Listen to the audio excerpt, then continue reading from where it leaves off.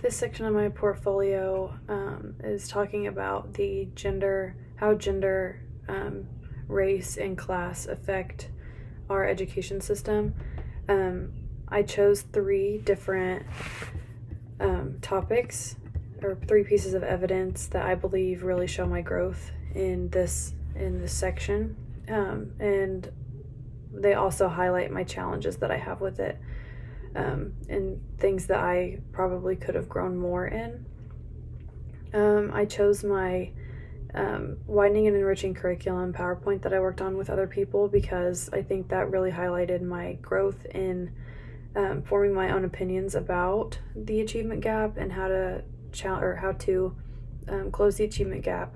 I think that the achievement gap is something that is such a huge issue, and it is something that is greatly affecting our education system. It's affecting the students' lives, and it's something that needs to be discussed and it needs to be closed. I think that I was able to form opinions on this, and then debate the opinion. So in the widening and enriching curriculum PowerPoint, I worked with other people. I was able to bounce off ideas and create my own opinion about the achievement gap in order to debate that topic in our class debate.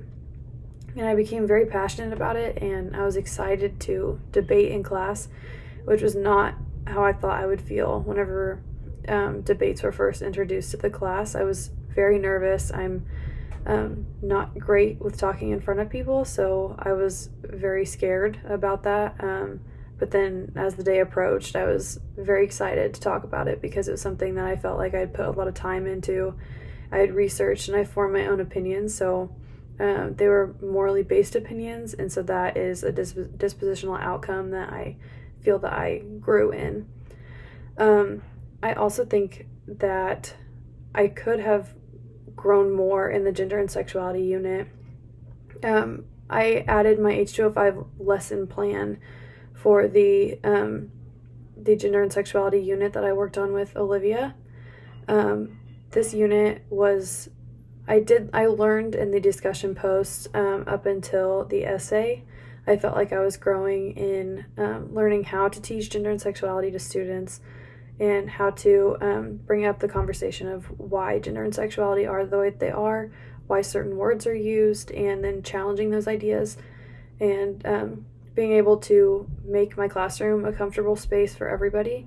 And I think that starts with learning about gender and sexuality because it is intertwined in everything in our society. Every subject, every class has something to do with gender and sexuality. And if it doesn't, then it impacts the people that are in the class and impacts my future students.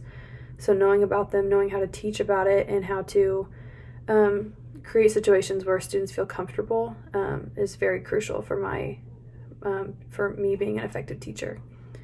I also uploaded my final essay, my sex education essay. This was an essay that I was very disappointed in. I worked very hard on it, and I felt like I was missing something. I couldn't make certain connections that I wanted to make, so it was very hard. I think this mostly had to do with the learning environment, my e-learning. It's a lot harder to learn at home than it would be in a classroom. I wasn't able to listen to other people talk about the articles and how they felt and what the ideas that they had, which is something that I think really helped me grow in the first half of this course. So that was a challenge. I think I could have done better on the final essay if I had been face-to-face in a classroom with people rather than doing e-learning and just doing discussion posts and videos. I think that things would have looked a lot differently the second half of the semester for my grade if I had been face-to-face. I did not grow as much as I had liked, but hopefully next semester the kids that take this course will be able to go the full course, and it'll look different for them. But I think that in the long run, this question, I did take away a lot of important opinions, and I do have ideas on how I can be a better teacher based on gender, social class, and race, and how to support my students that maybe different than me, may have different backgrounds than me, but that I can still support them and be the best teacher I possibly can for them. So that is the main takeaway for that question, and I think that I definitely grew in that aspect. I can walk away from this question knowing that I did grow, and I do have the necessary information to be the best teacher and to be the most supportive for my students. So in the long run, I think that I did grow, and it just might not have been as much in certain aspects of this question, but I think that I do have a lot of major takeaways from this, and that I will be a better teacher because of it.